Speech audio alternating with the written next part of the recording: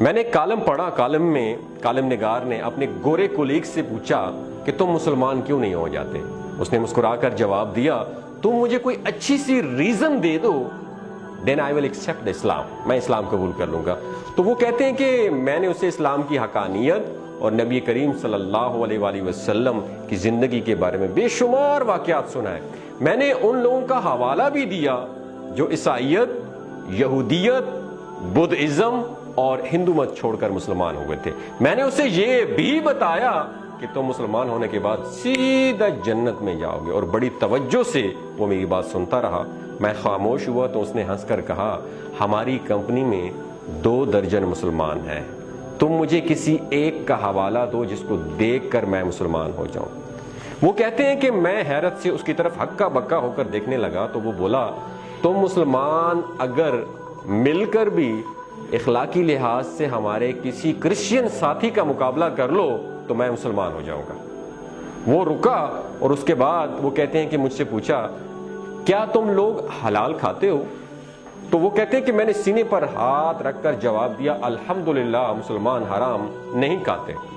اس نے کہکا لگایا اور بولا، تمہاری بات چکن کی حد تک تو درست ہے، لیکن جہاں تک کام سے محبت، کمپنی کے ساتھ وفاداری اور اعمال کا تعلق ہے، میں نے تم میں سے کسی کو حلال کھاتے نہیں دیکھا۔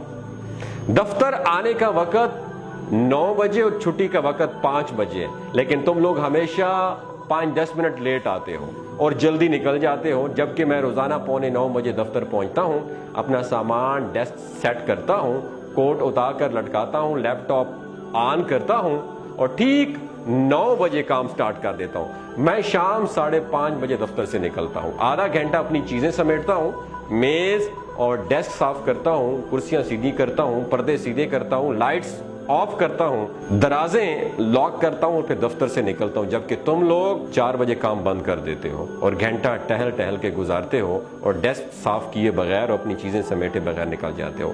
ہم یورپی لوگ اپنا باتھ روم خود صاف کرتے ہیں، کموڈ تک صاف کر کے باہر نکلتے ہیں، دفتر کی لائٹس بند کرتے ہیں، پودوں کو پانی دیتے ہیں، اپنی پلیٹیں اٹھا کر ریک میں رکھتے ہیں، جبکہ تم لوگ جھوٹے برتن میز پر چھوڑ کے چلے جاتے ہو، فلش تک نہیں کرتے، اور اگر کر جاؤ تو فرش گیلا کر دیتے ہو، سنک میں پاؤں دھوتے ہو اور پورے واش روم کا فرش گیلا کر دیتے ہو۔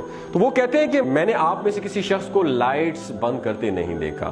آپ کے لوگوں کے ڈیسک پر پورا ایک میس ہوتا ہے، دسترخوان ہوتا ہے، کوئی چیز ترتیب سے نہیں ہوتی ہے۔ آپ لوگوں کے لباس پر بھی سلوٹیں ہوتی ہیں اور ہاتھ بھی گیلے ہوتے ہیں۔ آپ لوگ دوسروں کی طرف دیکھ کر مسکرانا بھی جرم سمجھتے ہو۔ کام لٹکانا آپ لوگوں کی عادت ہے اور کام کے دوران گپ لگانا آپ لوگوں کا مشغلہ ہے۔ آپ لوگ کھانا بھی نہایت بدتمیزی سے کھاتے ہو، منہ سے چپ چپ کی آوازیں نکلتی ہیں اور چائے بھی شڑپ شڑپ کر کے پیتے ہو۔ ہم یورپی لوگ کسی کی پیٹھ پیچھے باتیں نہیں کرتے جب تک کہ آپ لوگ سارا دن دوسروں کے نقص نکالتے رہتے ہو۔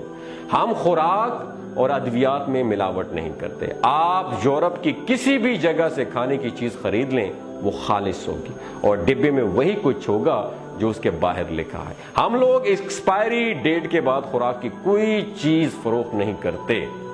یورپ اور امریکہ میں ادویات میں ملاوٹ یا جعلی ہونے کا تصور بھی نہیں ہے، لیکن آپ کے معاشرے میں صدر ہو یا امام کعبہ، اسے خالص خوراک اور اصلی ادویات نہیں ملتی ہیں۔ وہ رکا اور پھر بولا کہ میں نے تم لوگوں کو کبھی پڑھتے ہوئے بھی نہیں دیکھا۔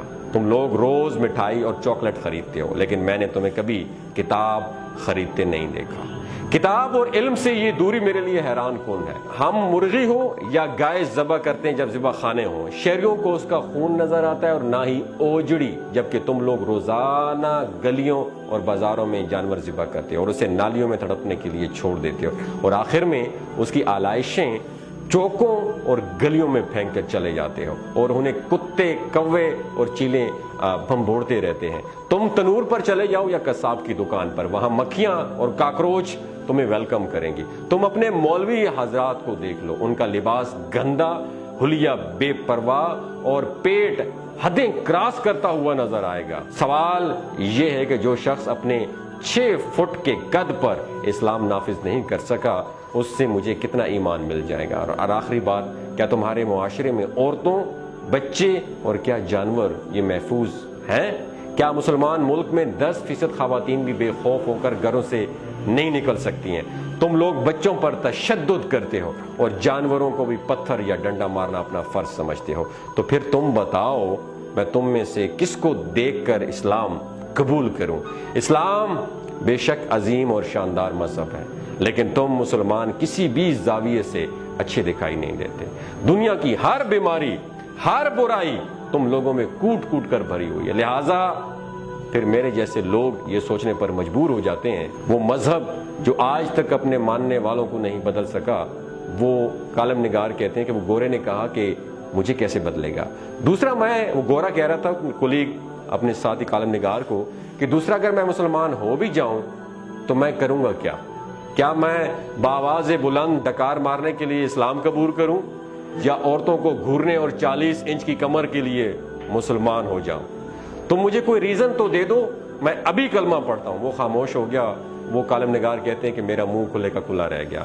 شیخ فرید صاحب رکے، یہ کالم نگار تھے، ان کا نام تھا شیخ فرید صاحب، رکے، پھر لمبی لمبی سانس لے کر بولے میں اس گورے کی باتوں پر آج بھی شرمندہ ہوں، اور میں نے اس کے بعد کسی غیر مسلم کو تبلیغ نہیں کی، اور میں یہ مانتا ہوں کہ میں 84 سال کی عمر میں خود کو مسلمان نہیں بنا سکا، میں اسلام کے معیار پر پورا نہیں اتر سکا۔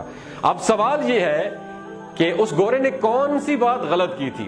آپ سے پوچھ رہا ہوں، کیا ہم مسلمان ایسے مسلمان نہیں ہیں؟ دنیا میں ہر سال صفائی پسند، پرسکون اور پرامن ملکوں کی فہرست شامل ہوتی ہے۔ خوش رہنے، کام کرنے اور سستے ترین ملکوں، تعلیم، انسانی حقوق، انصاف، ماحولیاتی نفاست، پینے کے صاف پانی، خالص خوراک اور کامیابی کے برابر مواقع پر بھی ڈیٹا شائع ہوتا ہے، اور تمام غیر مسلم ملک ان شعبوں میں ایک دوسرے کا مقابلہ کرتے نظر آتے ہیں، مگر میں نے کبھی اسلامی ملکوں کو اس فہرست میں نہیں دیکھا۔ تعلیم ہو، صحت ہو، صفائی ہو، انصاف ہو، انسانی حقوق ہو، رواداری یا بھائی چارہ ہو، خدمت یا اخلاقیات کے شعبے ہوں، یا پھر کتب بینی یا ہنرمندی، اس میں کبھی سعودی عرب یا پاکستان کا نام نہیں آیا۔ ہم پورا عالم اسلام سال میں جتنا کاغذ استعمال کرتے ہیں اتنے کاغذ امریکہ کا ایک شہر بوسٹن ریسرچ پیپر میں استعمال کر دیتا ہے۔ کتاب خواہ اسلام کے بارے میں کیوں نہ ہو، لیکن اس کے سب سے زیادہ خریدار امریکہ اور یورپ میں پائے جاتے ہیں۔ قرآن مجید اور احادیث پر سب سے زیادہ ریسرچ یورپ میں ہو رہی ہے۔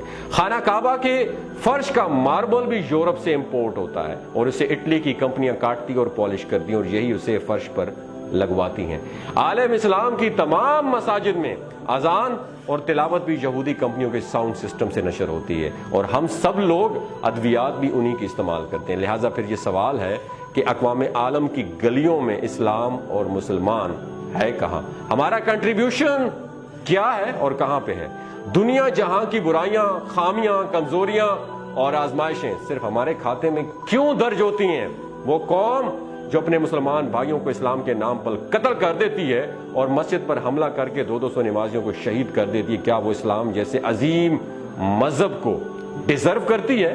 ہم مسلمانوں کی زندگی میں بھی اسلام کہاں ہے؟ یہ جو اس کالم میں یہ باتیں بتائی گئی ہیں، باتیں تو سچی ہیں، پر ہمیں شرم نہیں آتی۔ ہم ڈیٹ لوگ ہیں، خود علم نہیں ہوتا، کتاب پڑھنا تو دور کی بات، ہاتھ بھی نہیں لگاتے، اور دوسروں سے ہر بات پہ ریفرنس مانگ رہے ہوتے ہیں۔ دوستو، اگر میری کوئی بات آپ کو بری لگی ہے تو میں معذرت چاہتا ہوں، لیکن اگر ہم نے دنیا پہ حکومت کرنی ہے، عالم اسلام پر حکومت کرنی ہے، ہم نے غیر مسلموں پر حکومت کرنی ہے، تو ہمیں کتاب کو پکڑنا ہوگا، ہمیں قرآن مجید کو اپنا ہتھیار بنانا ہوگا، تب جا کے ہم ان کا مقابلہ کر سکتے ہیں، ورنہ کرپشن، ملاوٹ، بے ایمانی، ان ساری اور دھوکہ، جھوٹ، ان سب چیزوں کے ہوتے ہوئے ہم صرف نام کے مسلمان ہیں۔ خدا را اپنے آپ کو سدھارو۔